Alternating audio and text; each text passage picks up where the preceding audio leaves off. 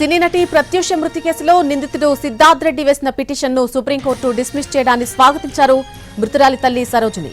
Supreme court తీర్పును గౌరవిస్తున్నాను అంటూనే తన కూతురు కేసు విషయంలో న్యాయం జరిగిందని తాను అనుకోవడం లేదని అన్నారు.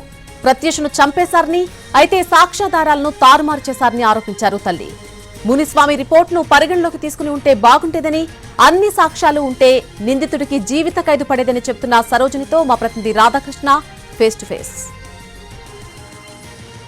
తెలంగాణ రాష్ట్రం నుండి అత్యంత తక్కువ సమయంలో నటిగా వచ్చి హీరోయిన్ గా ఎదిగిన అమ్మాయి ప్రత్యూష. అదే క్రమంలో అనుమానాస్పద స్థితిలో 2022 ఫిబ్రవరి 24న చనిపోయింది. అప్పటి నుండి కూడా ఆమె మృతికి సంబంధించి న్యాయ పోరాటం చేస్తూనే వస్తుంది తల్లి సరోజిని దేవి. ప్రస్తుతం మనతో పాటు ఉన్నారు. ఇవాళ సుప్రీంకోర్టుకు సంబంధించి ఒక ఆర్డర్ ఇవాళ రావడం జరిగింది.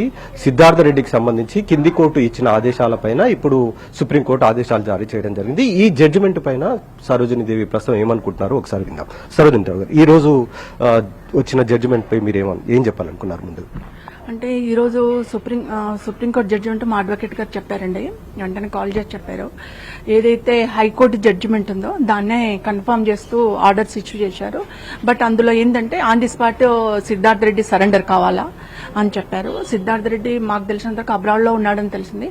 బట్ సుప్రీంకోర్టు ఆర్డర్ ప్రకారం మా అడ్వకేట్ చెప్పింది ఏంటంటే ఎక్కడ ఉన్నా సరే ఆన్ ది స్పాట్ వచ్చి సరెండర్ అయిపోవాలా అని చెప్పారు. అది 2.5 years ని కన్ఫర్మ్ చేశారనుకుంటున్నాను నేను హైకోర్టు జడ్జిమెంట్ ప్రకారం. బట్ సుప్రీంకోర్టు ఆర్డర్ను నేను గౌరవిస్తున్నా, ఐ రెస్పెక్ట్. ఎందుకంటే అత్యున్నత న్యాయస్థానం మన ఇండియాకి, కాబట్టి ఐ రెస్పెక్ట్. బట్ నాకు న్యాయం జరగలేదేమో అని అనుకుంటున్నాను. ఎందుకంటే ఇక్కడ నా కూతురు అత్యాచారం చేయబడింది అనేది నేను నమ్ముతున్న నిజం. అందులో నా కూతురు మర్డర్ చేయబడింది అనేది నేను నమ్ముతున్న నిజం. నా కూతురు ఆత్మహత్య చేసుకునేంత పిరికిది కాదు. అందుకనే నేను ఈ 2 విషయాలను నేను ఇప్పటి వరకు కాదండి, ఎప్పటికైనా ఈ 2 విషయాలు నమ్ముతాను. ఎవరు ఏది చెప్పినా నమ్మే పరిస్థితిలో నేను లేను. కాబట్టి నా బిడ్డకు నిజమైన న్యాయం మాత్రం జరగలేదు. నా జీవిత ఖైదు కావాలని చెప్పేసి నేను మొదటి నుంచి పోరాటం చేస్తున్నాను.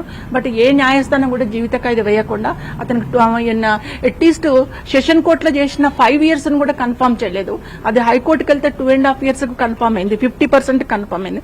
దాన్ని మళ్ళీ నేను సుప్రీంకోర్టులో 2011లో వేసుకుంటే నాది 14 సంవత్సరాల పోరాటం అండి సుప్రీంకోర్టులో.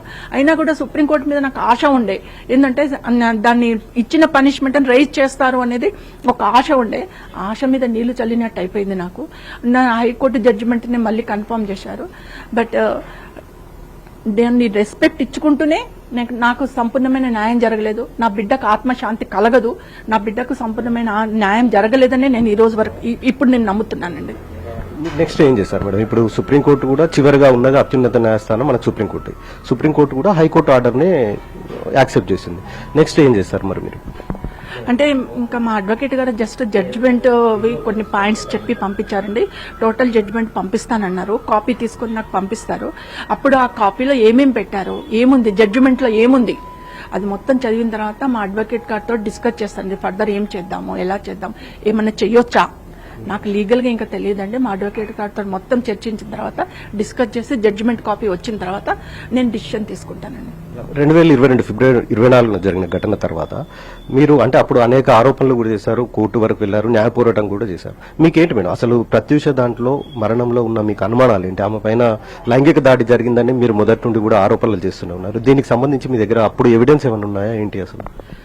అంటే నేను ప్రత్యూష చనిపోయిన తర్వాత అండి 24th మార్నింగ్ 11:30 ప్రత్యూష చనిపోయింది. నాకు అనౌన్స్ చేశారు. ప్రత్యూష ఎప్పుడు చనిపోయింది హాస్పిటల్లో అనేది నాకు తెలియదు. బట్ నాకు 11:30కి డాక్టర్స్ వచ్చి కన్ఫర్మ్ చేశారు, ప్రత్యూష చనిపోయింది, హార్ట్ అటాక్ వచ్చింది, చనిపోయింది అని చెప్పి కన్ఫర్మ్ చేశారు. అప్పుడు నేను షాక్ తిన్నాను, అసలు నా కూతురు ఎందుకు చనిపోయింది అంటే ఆత్మహత్య చేసుకునేంత బలహీనురాలు కాదు తను, అంత హార్ట్ వీక్ హార్ట్ కాదు, స్ట్రాంగ్ అమ్మాయి. నేను అట్లా పెంచుకున్నా, రెస్పాన్సిబిలిటీ గర్ల్. అటువంటి అమ్మాయి ఎందుకు చనిపోయింది అనేది ఒక షాక్ లో ఉండిపోయినా. నేను ఒక్కదాన్నే కాబట్టి నేను ఎట్లా చనిపోయింది అనే బాధలో ఉండిపోయి తర్వాత దాన్ని తీసుకుపోయి పాపను వాళ్ళ దగ్గర పోస్ట్ మార్టం లేదంట, సో గాంధీ హాస్పిటల్లో పెట్టారు, మార్చిరీలో పెట్టారు.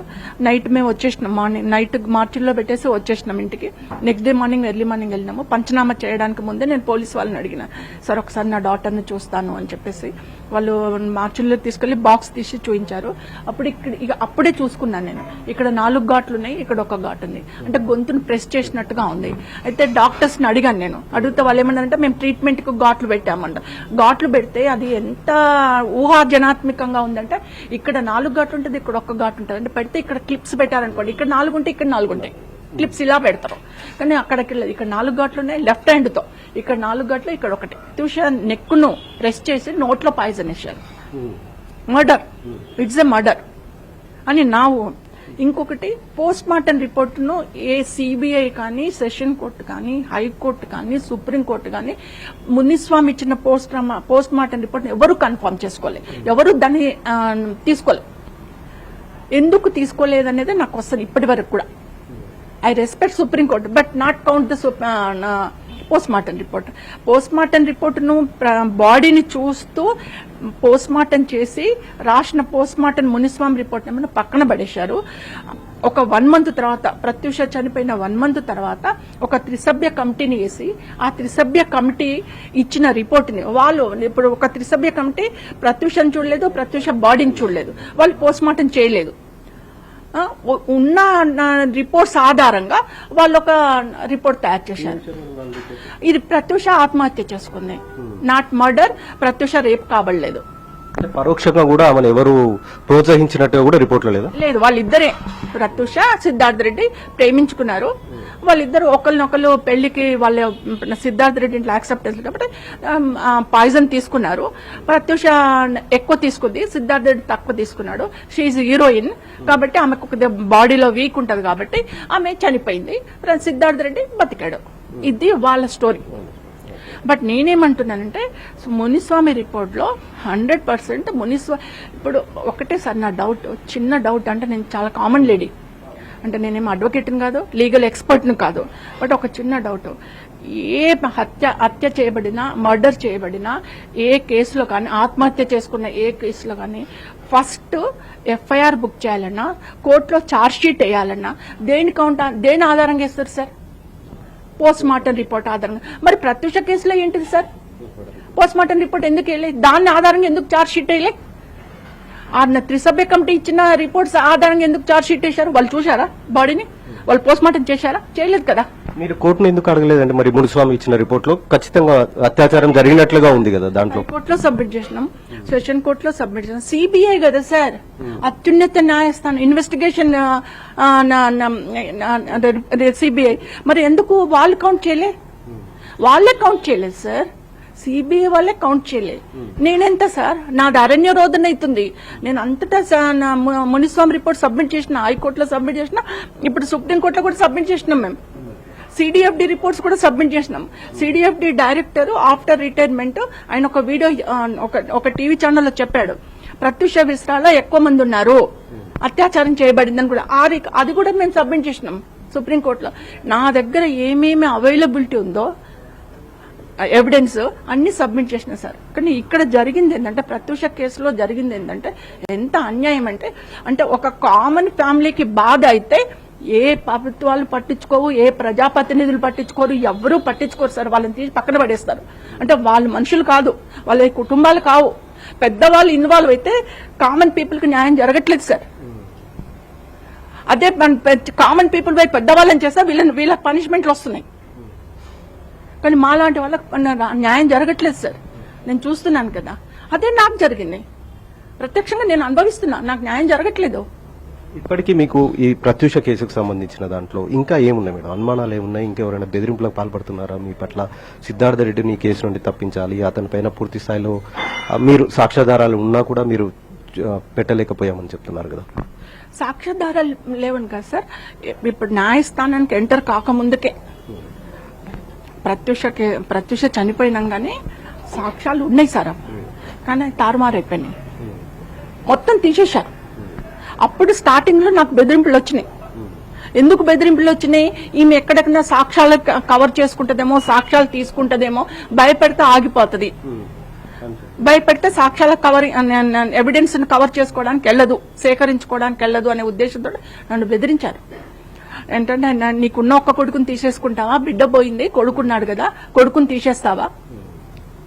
ఏమనుకుంటున్నావు అంటే నేను ఒకటే చెప్పా, బిడ్డ పోయింది, కొడుకుని తీయండి, నన్ను కూడా తీయండి, రేపు మీరు మా కాళ్ళ దగ్గరికి రారా? మీరు చనిపోరా? నువ్వు 1000 years, నేను ఇలాగే అడిగాను సార్, 1000 years బతుకుతావా? నువ్వు బతకవు కదా, నన్ను బెదిరిస్తున్నావు. ఎన్నేళ్ళు బతుకుతావు? 50 ఏళ్ళు బతుకుతావు, ఇంకో 70 ఏళ్ళు బతుకుతావు, తర్వాత నువ్వు చస్తావు కదా. నేను ఇదే లాంగ్వేజ్ లో వాళ్ళని అన్నాను సార్. కానీ నేను ఎక్కడ భయపడలేదు, తిరిగాను. బట్ నాకు దొరికిన ఎవిడెన్స్ అన్నిటిని కోర్టులలో సబ్మిట్ చేసుకున్నాను. బట్ నాకు ఎక్కడ కూడా నాకు సాటిస్ఫై అయ్యే న్యాయం జరగలేదు. ప్రత్యూష ఆత్మకు శాంతి జరిగే న్యాయం కూడా జరగలేదు సార్ ఇక్కడ. అంటే రెస్పెక్ట్ ద జడ్జిమెంట్ అనుకుంటూనే నాకు న్యాయం జరగలేదని చెప్తున్నాను సార్. తెలుగు రాష్ట్రాల నుండి హీరోయిన్ గా అంటే సినిమా ఇండస్ట్రీకి రావాలంటేనే ఆ కాలంలో చాలా మంది భయపడేవారు. అలాంటిది మీరు మీ అమ్మాయిని ఇండస్ట్రీకి తీసుకొచ్చి హీరోయిన్ దాకా తీసుకొచ్చారు. మంచి నటిగా కూడా పేరు వచ్చింది. ఒకవేళ బ్రతికి ఉండి ఉంటే ప్రత్యూష ఇప్పుడు ఏ స్థాయిలో ఉండేదని మీరు అనుకుంటారు? మంచి స్థాయిలో ఉండేది. అంటే ప్రత్యూషకి ఒక ఆశయం సార్, ఒక శ్రీదేవి లాగా ఉండాలి, ఒక సౌందర్య లాగా ఉండాలా, నేను ఆ పేరు తెచ్చుకుంటా మమ్మీ అని చెప్పేసి 24 hours హార్డ్ వర్కర్ సార్. చాలా హార్డ్ వర్క్ చేసింది. నాకు అంటే ఒక తల్లిలాగా కాదు, నేను చూసిన ఒక అమ్మాయిలో చూసిన హార్డ్ వర్క్, ఆ డెవలప్మెంట్ మీద ఉండే ఒక బాధ్యత నేను చూశాను సార్. చాలా కష్టపడ్డా సార్. అంటే మీకు తెలిసిందంటే 98లో ఎంటర్ అయింది సార్ ప్రత్యూష రాయుడు సినిమాతో. 2002 ఫిబ్రవరిలో చెప్పాలంటే ఓన్లీ 3 years ఉంది ఫీల్డ్ లో. ఆ 3 years లో 22 movies చేసిందంటే మీరు అర్థం చేసుకోవాలి సార్. 22 సినిమాలు చేసింది సార్. ఒక్క రోజు కూడా మేము ఆగలేదు సార్. ఒక్క రోజు కూడా మేము అంటే ఇంట్లో రెస్ట్ తీసుకోలేదు. అలా కష్టపడుతూ పోయినాం తల్లి బిడ్డలో. మరి పోగొట్టుకున్నాం సార్. ఈ సిద్ధార్థ రెడ్డికి ప్రత్యూషకి ఏంటి మేడం, ఎట్లా పరిచయం అసలు? సిద్ధార్థ రెడ్డి ఏంటి ఆ టైంలో? అంటే పాప ఇంటర్మీడియట్ సార్. ఇంటర్మీడియట్ లో నేను హయత్ నగర్ లో కాలేజ్ లో జాయిన్ చేశాను. గౌతమి రెసిడెన్షియల్ లో జాయిన్ చేశాను. అది కో ఎడ్యుకేషన్, బట్ హాస్టల్ మాత్రం ఓన్లీ ఫర్ గర్ల్స్. నా దగ్గర బాబు నేను గవర్నమెంట్ ఎంప్లాయీ సార్. నేను పొద్దున్న పోతే రాత్రికి వస్తాను. అంటే మాకు అప్పుడు ఫ్రీక్వెన్సీ లేదు, ట్రావెల్ ఫ్రీక్వెన్సీ లేదు. ఆర్టీసీ బస్సెస్ చాలా రెస్ బొమ్మలు అమరు. సో నేను మార్నింగ్ ఒక బస్సు, మాకు నైట్ ఒక బస్సు. వచ్చే వరకు నాకు 9 అయిపోయేది. ఒక బస్సు మాకు 7 o'clock వచ్చేది. మేము ఇంటికి వచ్చే వరకు 9 అయిపోయేది. సో ఆడపిల్ల, డాడీ లేడు, బాబు చిన్నోడు ఉండదని చెప్పి నేను రెసిడెన్షియల్ లో జాయిన్ చేసిన. హాస్టల్లో అయితే సెక్యూరిటీగా ఉంటుంది, నేను ఉండలేను అని చెప్పేసి జాయిన్ చేసిన. అక్కడ ఈ సిద్ధార్థ రెడ్డి పరిచయం అయ్యాడు సార్.